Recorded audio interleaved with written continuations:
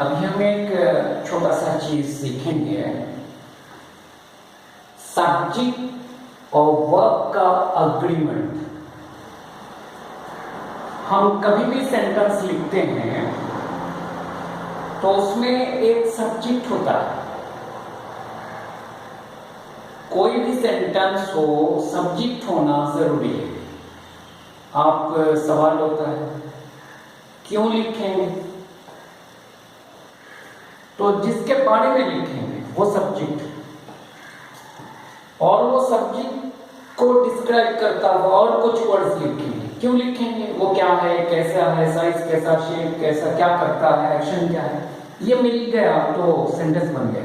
तो आप बोलते हैं कि हर सेंटेंस का दो पार्ट है, एक सब्जेक्ट है और एक प्रेडिकेट। इसको ध्यान दीजिए। और एक बात आपको याद दिलाऊं कि हर सब्जेक्ट या तो एक नाउन होगा या प्रोनाउन होगा या नाउन फ्रेज होगा। इतना बात याद रहे।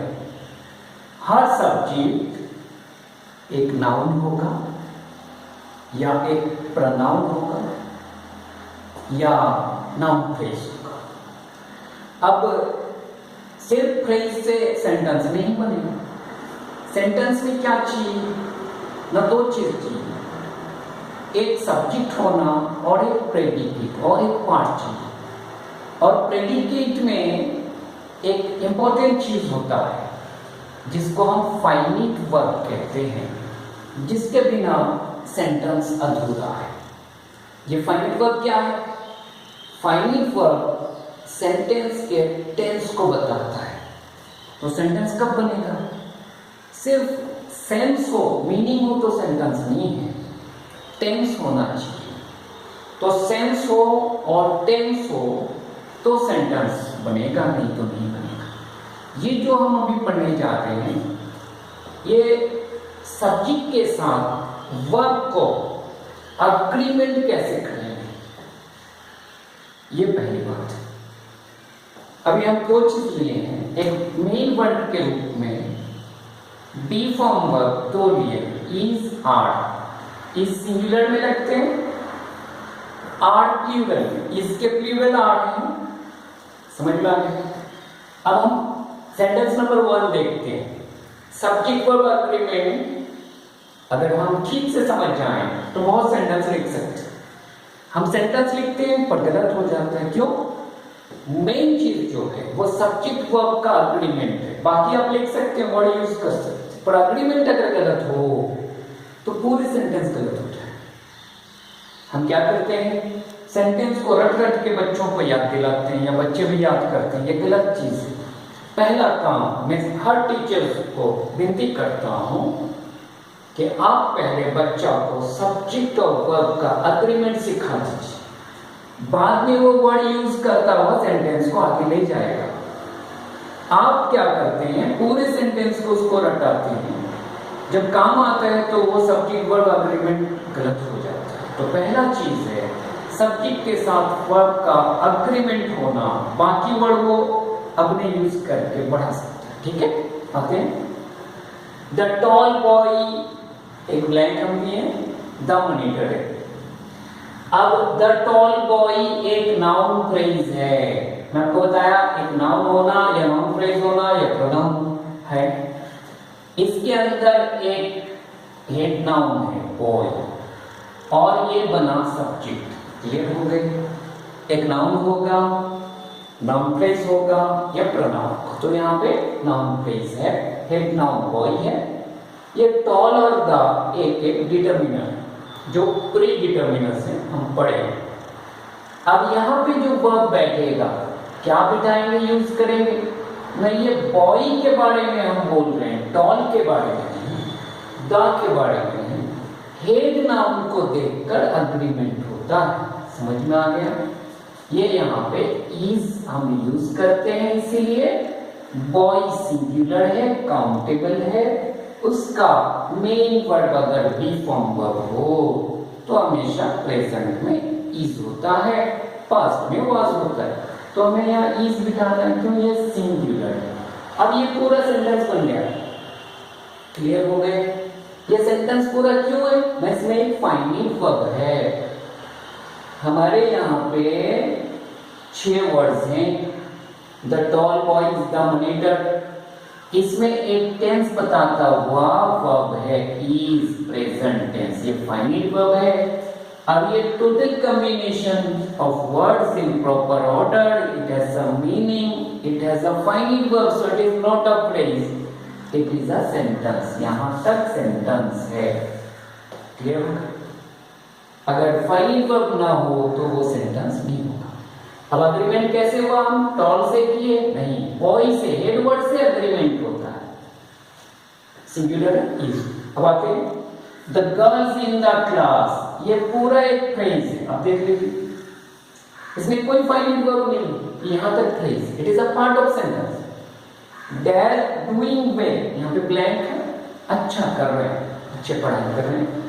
तो हमें यहां क्या देखना है? क्लास में, कक्षा में लड़कियां अच्छे कर रहे हैं, तो यहाँ पे एक्शन कौन कर रहा है? किसके बारे में सेंटेंस लिखा जा रहा है? क्लास के बारे में। हेड कौन है? किसको बोल रहे हैं? क्या क्लास अच्छे काम कर रहे हैं?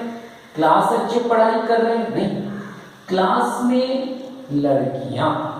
तो द गर्ल्स जो है, ये गर्ल्स के बारे में पूरा सेंटेंस बोला गया, इनके लिए बाकी को लिखा गया।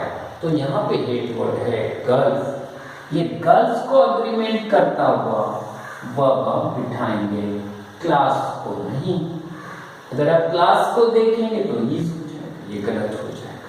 तो याद रखना, हर सब्जेक्ट में एक हेड वर्ड को ढूंढना, वो जरूर एक नेमिंग वर्ड होगा, उसको मार्क करता हुआ आप वर्ब को अग्रीमेंट करना, जिधर उधर देखकर नहीं करना। तो the girls in the class, इसमें हेड वर्ड गर्ल्स है, गर्ल्स प्लूरल नंबर है, इसलिए हम क्लास की वजह से इस नहीं बिठा सकते, गर्ल्स के लिए आर बिठाएंगे। देखिए क्लास आर भी होता है, बोले क्लास के पास आर कैसे हुआ? ये गर्ल्स के लिए अग्रीमेंट हो रहा है, क्लास के लिए, इसको ध्यान देना। So the girls in the class are doing well, not is doing well. Why? Because we have an agreement with the girls, not with the class. Clear हो गए? In this phrase, the girls in the class, the head noun is girls.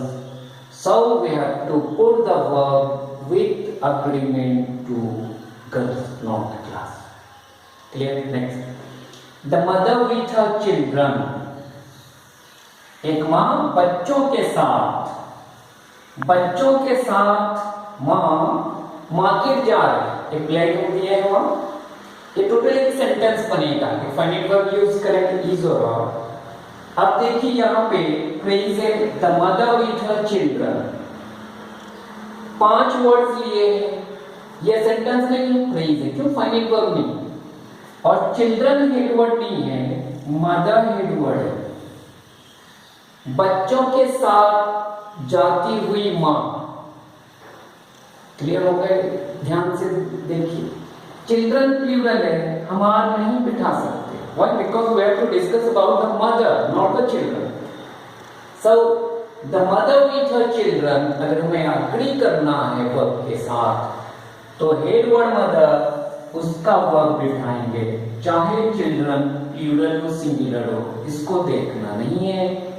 Mother with her children, mother is going to market, children होते हुए भी is बैठा, क्यों? इसीलिए इसमें head word mother है, चिल्ड्रन नहीं। क्लियर हो? अब next, the flowers in the garden, एक ब्लैंक, ब्यूटीफुल।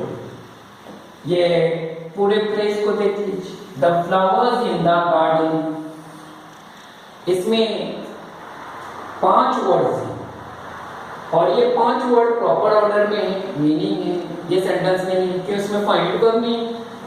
और ये फ्रेज में हेड वर्ड कौन है? वो फ्लावर्स हैं, गार्डन ही। बागीचा में, बाग में फूल सुंदर है, बागीचा सुंदर नहीं, फूल सुंदर, और फूल के लिए बागीचा सुंदर। तो किसको समझा रहा है? फूल। और ये plural, the flowers in the garden, जो फूल हैं बागीचा में। तो फ्लावर्स के लिए हम यहाँ अग्री करेंगे वर्ब को, आर बैठाएंगे। गार्डन के लिए इज नहीं बिठा सकते। तो आज हम सीखे कहीं पर नाउन फ्रेज अगर आए और उसके दोनों ओर डिटर्मिनर्स आए, जैसे मदर के पहले भी है बाद में भी, गर्ल्स के पहले भी है बाद में भी है, फ्लावर्स के पहले है बाद में है, तो थोड़ा रुकना। अगर पाउस डिटर्मिनर्स आए, पाउस बाद में, the flowers in the garden, ये 5 वर्ड का एक फ्रेज और इसमें पाउस डिटर्मिनर्स हैं इन द गार्डन, इसको ध्यान देना। तो उसमें थोड़ा रुकना, उसके हेड वर्ड को देखकर आप वर्ब का अग्रीमेंट करना। तो कोई नाउन फ्रेज में अगर हेड नाउन के बाद कुछ डिटर्मिनर्स आए तो आप एंड को देखकर अग्रीमेंट नहीं करना, हेड वर्ड को देखकर वर्ब अग्रीमेंट करना। और एक चीज बता दूं, ये बाद वाला पाउस डिटर्मिनर्स एक प्रीपोजिशन के बाद ही आएंगे। अब देख लीजिए, the girls in the class, the mother with her children, the flowers in the garden. Clear हो गया? तो आप ध्यान देकर इसमें वर्ब सब्जेक्ट के साथ अग्रीमेंट करें। नमस्ते।